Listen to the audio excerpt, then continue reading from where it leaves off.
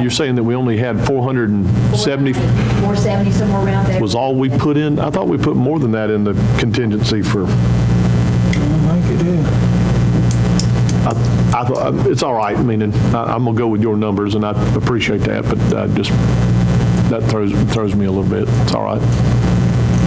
But the balance we've got in contingency after all of our discussion today is 411,000? Yes. Okay. I think we're on track. I mean, Yeah, that's right. I mean, we're almost halfway through the year, and we've got, two-thirds of our contingency money still there, so. Doesn't mean it can't be spent, it can't end up being anyway, go ahead, yes. Mm-hmm. Public safety purchases from the 2010 bond issue. Also included an amendment in the sheriff's office to replace total vehicles from insurance proceeds. Contingency funds used for landfill improvements, the volunteer firefighter stipend, the Brooklyn Superior Court meeting personnel, and the E911 training room equipment and supplies. Also included amendments to grant awards for public safety equipment and bulletproof vests. And also there was, public safety includes the firemen as well. And we also had, the last thing was the library donation, which was already used for the Okay. Right. motion to approve. That's your request. What's the pleasure of the board? I'll motion to approve as presented. Got a motion from Commissioner Amami to approve the 2019 budget amendment for General Fund, Solid Waste Fund, and E911 Fund. I got a second from Commissioner Ambrose. We'll move into discussion. Any discussion on that? The only thing I'd like to ask Lori is there a way, I know it doesn't have anything to do with these amendments, but this 911 cost on your cell phones, home lines, everything, is there a way to track that if we're actually getting paid that, our fair share of that? That runs through the state of Georgia. We receive a check monthly from them on our, cell phones. There should be a way for us to get it, but I'll tell you, they have just now approved where we can go in and receive the detail of our local option sales tax. After, I know many governments have requested that for years and years and years, and it now just got approved to Good. request a detail of your local option sales tax from your county. So they've got it, I'm sure, but getting it is difficult. It's just now over the years, we haven't been getting what you sit there and try to figure it out for the 911. Now, No other questions. years ago, it used to go straight to the counties and the government, and then the state decided they wanted to. Pilfer our money. I'm sorry. I didn't mean to put words in your mouth, Lori. Sorry. I was trying to. I got it. I'll take the heat on that one. Well, that's been looked into before, and the only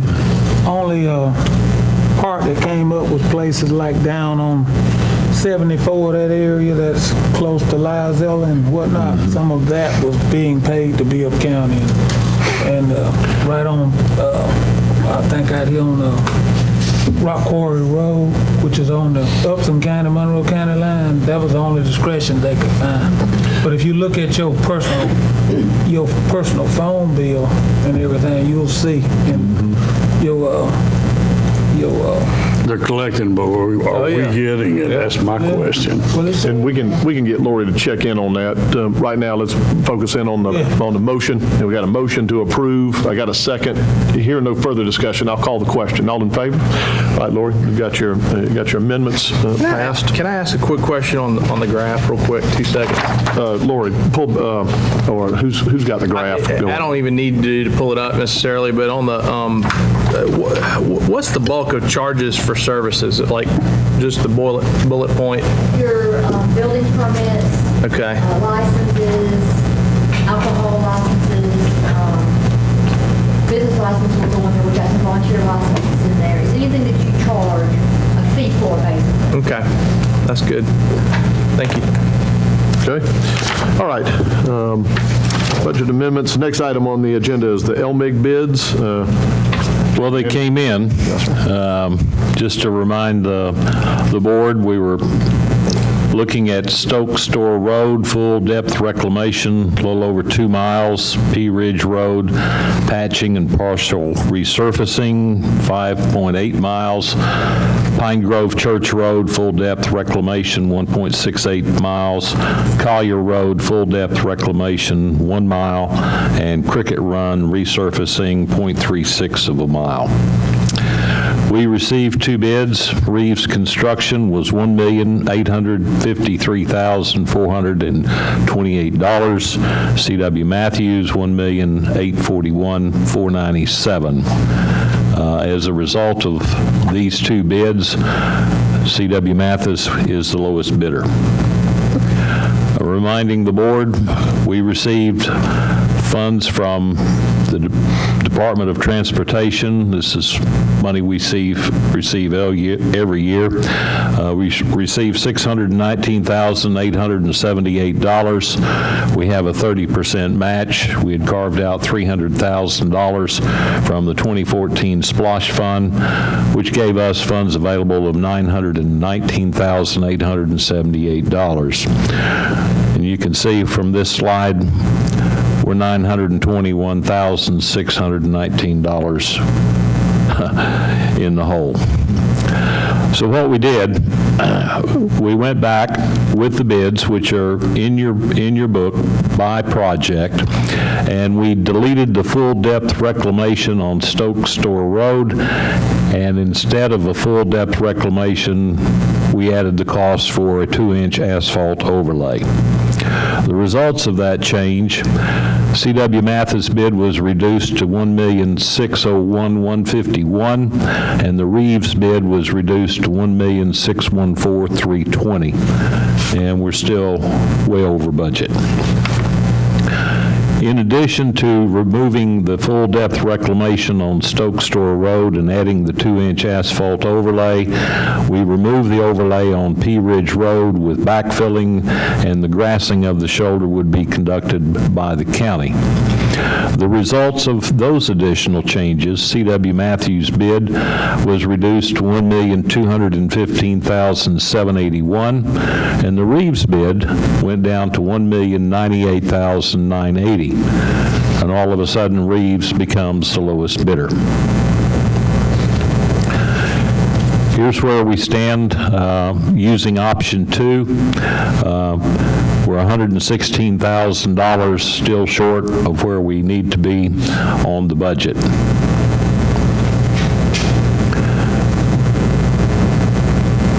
This slide shows where we are currently with the bids as received, what would change with option 1, what would change with option 2. $179,000 over budget. We have some options. Those options would be to fund projects within the budget by deferring one project until the 2020 Splosh funds are available. We can reject all bids, or we can go to rebid with a reduced scope of work.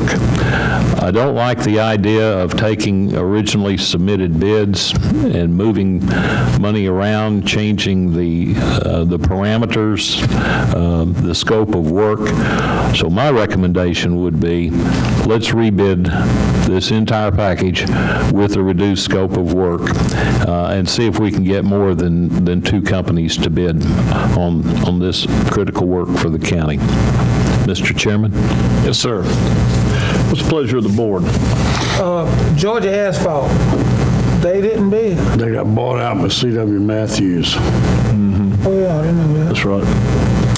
I just hate this the damn state is costing us money up the ass, pardon my French, because we were bidding this stuff out for Junior, had all this stuff set up to get done within the scope of the funds we had, and then this new bid process, we should go to the state and stop this, because we were doing legal before, we were getting bids on it, but the way they're doing it now, where you got to add an engineering cost to it, everything's going up, and they're not helping us a bit. The work we're going to have to do these roads now in this reduced scope, we're going to be right back on them in a year's time, having to fix them again. Ben, is there any way that we can change this like we were doing before? Because we were actually bidding it before, staying legal. I'm not sure what you're referring to that's changed on the timing of it. Well, like, now we've got to get an engineer to draw up the road plans and everything, so that's a cost. Before, Procurement side, anything over 100,000. before, Kim Stokes would do the engineering for us free of charge, and we had all these roads on Elmeg set up to do within what we had, and then now with this new bidding process with the state, and the ones we usually deal with didn't even know we were doing this now, so they didn't put a bid in on it, but I just hate to see this, man, the state's really sticking it to us now.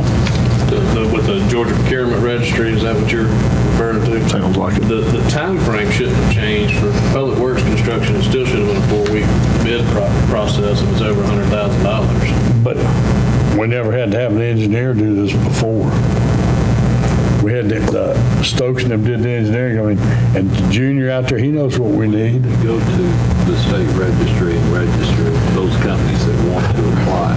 They have to have something in their hands to know what they're applying. And Right. where you go to the engineer and they have to Right. have the plans. Understanding, all Option 2.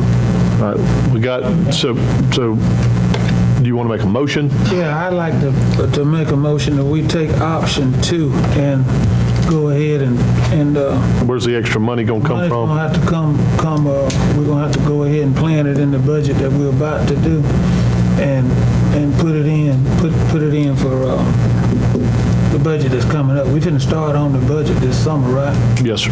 Yes, sir. So we can, in other words, that $116,799, I don't think it's gonna get any better than that. And it may even go up with the price of petroleum products. It's based on that. That's what they base it on. And we go ahead and go with option 2, we can go ahead and get the work done. We won't have no wrinkles with the state. Okay, got that's your motion. Okay, I got a motion to go with option 2. And we'll pay it off by the end of the year. Do I have a second? I'll second for discussion. I've got some questions. Commissioner Mommy, second for discussion. We're in discussion now. Go ahead. So I guess my concern is, I mean, if we felt like we needed a full depth reclamation, and again, I know Stokes Store Road better than I do these other ones. I've traveled on all of them, but my question is, like, are we putting a Band-Aid on it? If we needed it and we were prepared to fund twice what we were going to there, we either need it or we don't, right? So if we need it, and the foundation of the road needs a reclamation, then we don't want to put, you know, I mean, in my opinion, we don't want to Band-Aid it. You know, I'd rather do a full depth reclamation of a part of it and pray that we get the T-Class passed and get it, you know, do these things right. From my perspective, that's my only concern is that, you know, and also, I mean, I'd be curious from Junior, like, why, again, this is me being selfish for a second. I'm in District 4, but like, why did Stokes Store get cut and not Pine Grove? I mean, do we know for a fact that Pine Grove needed the full depth reclamation more than Stokes Store Road? Or, I mean, It done completely come up. Junior, hey, hold up. Yeah, Junior. I'm not trying to spar. These are just questions that I know my citizens in my district would want to know the answer to. I don't think Pine Grove has that much more traffic than these others. I think it has less. At Pine Grove, though, the base from one end to the other on Pine Grove completely failed. I mean, there's nothing left. Okay. I call it well dirt. Yes, sir. And that's all. I mean, like I said, I just wanted to. And if you throw asphalt on that, don't do a full depth, I mean, that's just money thrown away. But Junior, on P Ridge, it says remove the overlay. What would they do if they remove the overlay? What are they going to do out there? Because that road's shot. If they remove it, they're going to mill it out and go back with several inches of binder, then put an asphalt overlay on top of that. Because I look at some of these roads, like Pine Grove Church Road, I don't think it's got as much traffic as Stokes Store or P Ridge. Those are heavily used roads. I agree. And I know the subject was brought up by Eddie that he's got more road mileage than the rest of us, but you got to look at the fact that these other two districts pay the majority of the taxes And the roads are there are in worse shape than the ones out in the county. On P Ridge, once you cross over I-75, between there all the way down just south of Taylor Road, it's got a lot of failure in there, and they can go in there and mill that out, come back with several inches of binder, do asphalt overlay, and from Taylor Road on toward 87, they're relatively still in pretty good shape. What was the overlay going to be? They'll go with 2 inches. Okay. I think I personally think we'll reject all the bids. All right, so, right now, we'll move to that. I mean, we've got a motion from Larry to go with option 2. You've got a second on that. Discussion. For discussion. Yeah, we just need to shut it down. So hearing no further discussion on that, I'll call the question on that. All in favor of going with option 2, raise your hand. All right, it doesn't pass because there's only, and all opposed. So we've got a 2-2. Mostly because I don't have enough, I don't feel comfortable moving forward unless I'm convinced that we're not, you know what I mean? It's kind of like if you've got the bones of a house are rotten, Back to your framing's rotten, you're not going to want to, back to your suggestion. rebuild the whole house back. I mean, you'd be better off to strip it down. And if I need to wait a year or 2 to do that, then that's the better business decision in my opinion. And I think that's ultimately why the county manager recommended rebidding with a reduced scope, and it also gives us some time to study this some more. So I mean, we may come back and say this is what we need to do, but I'd like to have time to get their opinion, road department's opinion a little bit, make sure. So is your motion to rebid with reduced scope? How about our motion to rebid with reduced scope?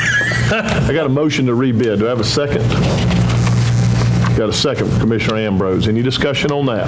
Yeah, the engineers were sent out, and they went through the state prescribed methods of evaluating these roads, right? Correct.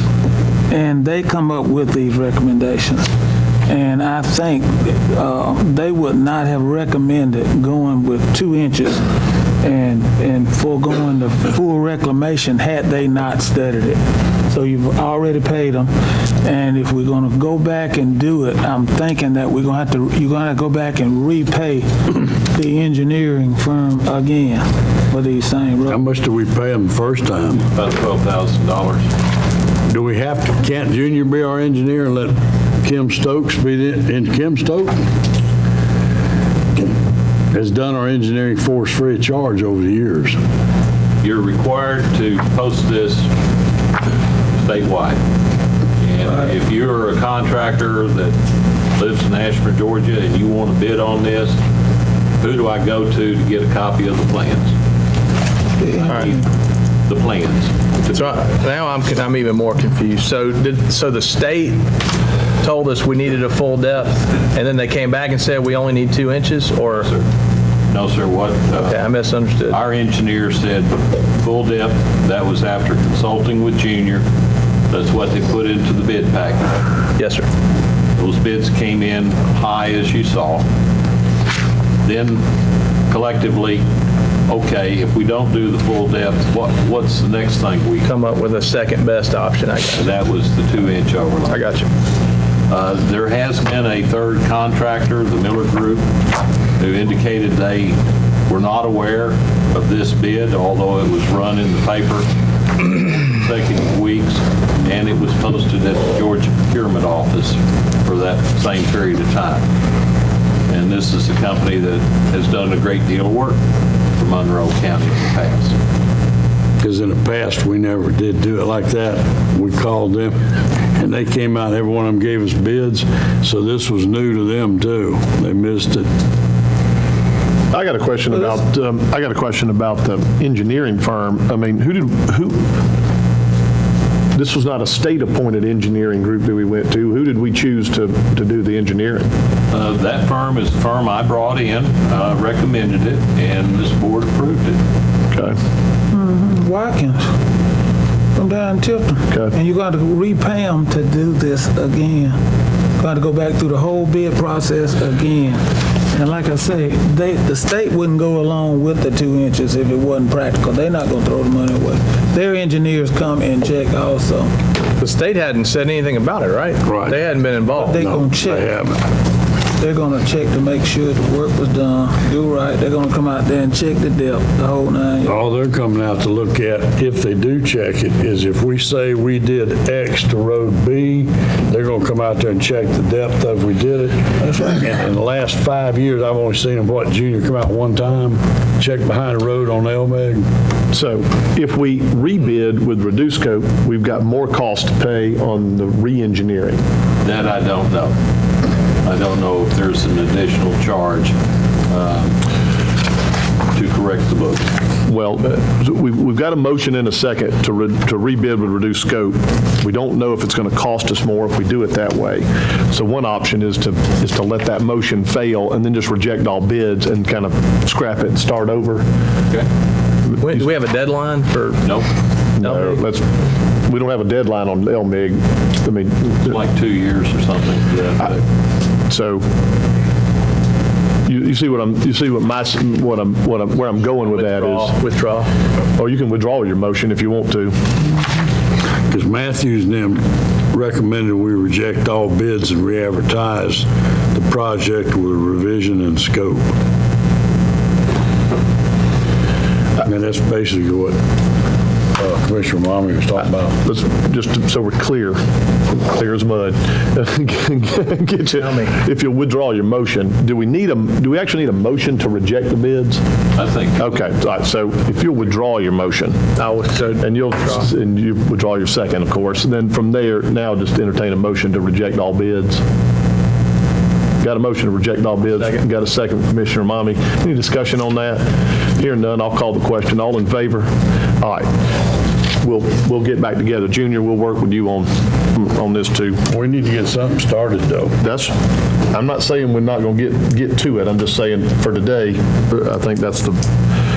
I'd rather have half the mileage and do it right, than. But I mean, while we're all in here, why don't we go ahead and start the process again? I mean, He's gonna do that automatically. He's working Get that on. without Yeah. the bid, without the approval from us to get it started again? Yes, sir. Yes, sir. Okay, Yeah, he that's could. good. All right. Moving on to the next item is the Monroe County Hospital Authority recommendation. As y'all know, Ms. Kate Cotton has resigned from the Hospital Authority. I've had a recommendation. Eddie Rowland has talked to them too. Larry, you may be familiar. Larry, let's go ahead with your recommendation. Mine is Dr. Hickman. Stan Hickman. Stan. Right, okay. And that was who I was, who's referred to me and to Commissioner Rowland. So if you want to, why don't you, I move. okay, you got a motion to nominate, Dr. Stan. Don't the rest of us get a chance to nominate somebody? okay, well, We're gonna vote on this one first. yes. But Larry's got a motion, and I'll second for discussion on Stan Hickman, because we've talked with Stan. So I got a motion and a second discussion on Stan. I asked him, and I think all of you have talked with him, that he would accept the position. He's very qualified. He is a dentist in the medical field, and he's fluent in medical issues.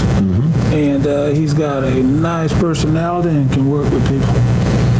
One of the other concerns for me with anybody going on to the hospital authority is understanding that as we appoint them, we also are supporting the hospital, and that they need to understand that we have a fiduciary responsibility to the constituents as it pertains to the money that we contribute to the hospital. And Dr. Hickman is aware and feels that same concern and understands that that's taxpayer money that's going in, and so having understood that with him and his conversation with Commissioner Rowland, that he shares our concern about that. He wants the hospital to do well. He wants it to have as much funding as it can have, but he also understands that the portion that comes from the county has to be, I don't want to say policed, but has to be overseen a little more stringently than the rest. So I've got a motion and a second for I Dr. just don't Hickman. think that I think we need to put somebody in there that's got a lot more experience with the ongoing process and the problems over the years we've had the hospital, as opposed to a yes man. And I mean, I like Stan. Stan's a great dentist and everything, but I don't think he's got what we need to put on. We need somebody put on there to keep tight reins. Okay. Duly noted. I got a I would motion. recommend Mike Bilderback put on the hospital board because he doesn't want it, but we need somebody that's got some experience in that stuff. Hugh Cromer, who's a pharmacist over there. We got a, duly noted, we've got a motion and a second for Dr. Hickman. I'll call the question. All in favor? Any opposed? I'll go with the board on it. Okay, all right. So if y'all make the notes that Dr. Hickman has been appointed, and if y'all will notice him and make sure we get his acceptance on that too. All right, next item on the agenda is animal control proposals. We've got a presentation from County Manager Hedges and from Ms. Dawn Kennedy. Dawn, come on forward. Good morning. How are y'all? Morning. Mighty fine, thank you. You going to do the proposal? I'm going to make a presentation. I think Jim's going to do it. Okay. As a side note, we hear you're doing great things out there and appreciate what you're doing. Okay, thanks. So, yeah. I think the dogs are happy. Okay, good. I hope y'all are. That's what matters, right? We're off of Facebook, and that's the number one thing. Information for the board. The hours that will be open to the public are going to change from 8 to 5, Monday through Friday, and 9 to 12 on Saturday. The new hours will be 9 in the morning until 4 in the afternoon. Saturdays will remain 9 to 12. And the employees will still continue to work an 8 to 5 schedule. Secondly is we want to make a slight change to the name. It's be changed from Monroe County Animal Control to Monroe County Animal Services. Jones and Bibbs both replace the control with other language, and it's believed that this presents much better to the community, and it will show that we are more than just a government control center. Sounds good. First proposal for consideration is to increase the adoption fee from $30 to $100. This would include the spay, neuter, shots, rabies, and tag. Spay neuter will be cost neutral to the county. Funding will come from donations, fundraising events, and a higher adoption fee. Dawn has been very successful in negotiating discounted veterinarian fees. This will also reduce our manpower requirements because we are required to follow up with those that adopt animals for 30 days to ensure that they are complying with state law and getting those animals spayed and neutered. The second proposal for consideration is the addition of a part-time assistant. They would interact with the public and with the volunteers, cleaning kennels every other weekend. Currently, Don is working 6 days a week, and the animal control officer is working 7 days a week. It looks like burnout could be just around the corner. Rest days are needed. This will alleviate issues associated with vacation and sickness leave, and it's far more economical than paying overtime.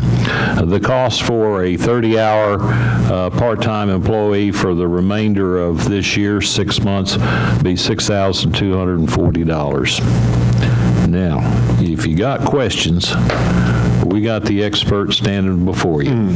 All right. Don, what would be the outcome? I know we're looking to raise the fee to $100 for adoption, and that would include the spaying and everything done to them, and it says it's going to be coming from donations. In the event these donations don't pan out or the fundraisers don't pan out, is that going to come back to us for general fund to make this available? Now, they're raising Yes. our fee. Y'all are proposing to raise our fee, right? So what would happen is, okay, so currently this is what I've done. I got private donations and I've neutered every dog in our facility. That has come to no cost. The adoption fee is still $30. Right. So by raising the 100 to 100, and we bank that money, if we do end up fallen short of raising money, the money will be in the fund. My goal is for it not to cost the county. There are enough people in this county that want our dogs spayed and neutered that are willing to give. And in raising the adoption fee, it also will help people understand what it costs to own a dog.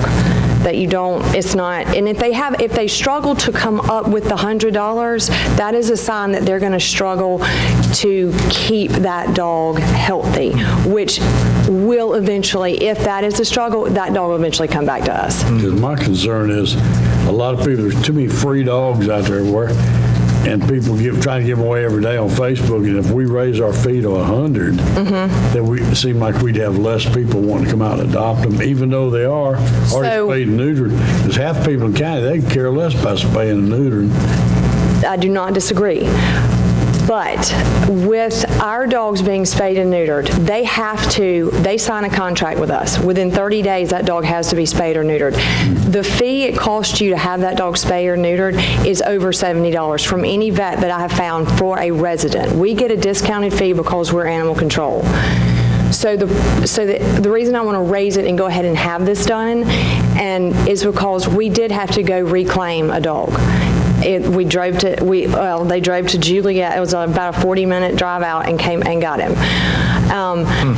If you do not have a desire to have the dog spayed or neutered, I'm not going to adopt it to you. Because the manpower it takes for us to go reclaim it, find it, track down the person who won't return my phone calls. So it will eliminate that part. And also, we're the only county within the middle Georgia area that is that inexpensive. Jones County's cheapest is $65, which includes a spay or neuter, depending on what vet. Their most expensive is $144. They contract with 4 vets. You pick which one. And when you adopt the dog, you pay them that fee. They hand you a voucher. You go see the vet. And then the vet faxes them a copy within the 30 days when they have the dog fixed. I think you got a good idea. I just wish we could pass a law of spay and neuter every animal in the county. I'll be coming back for you for that. Okay. All right, so we've got to increase the adoption fee. Make a motion we approve. Well, you're going to encapsulate it all. You're going to change the adoption fee, change the name, and authorize the hiring of a part-time assistant all in one fell swoop. All right, that's your motion? Okay, y'all clear on that? You got a motion. Do I have a second? Second for Commissioner Mommy. Any discussion on that? Go With the ahead. money coming from where? It's $62.40. 60, where's the? I think we can absorb that in the current budget. The replacement for Alfred, who was with us for a number of years, was at a higher salary. He's transferred over to the Recreation Department. So I think there will be enough money left in the animal control budget to absorb the cost in this budget cycle for the part-time employee. But when Alfred went over to the Recreation Department, didn't their budget go up? They had 2 vacancies there. Got it. And Okay. Did you already get somebody out there to take Alfred's place? I do. He's excellent. Well done. All right, come on. What you talking about? Shake All and right, bake. got a motion, shake and bake, baby. We got a motion and a second to approve all the requests. Any further discussion? Hearing none, I'll call the question. All in favor? Approved. Motion's approved. Make it all happen. Dawn, appreciate all you're doing. All right, I appreciate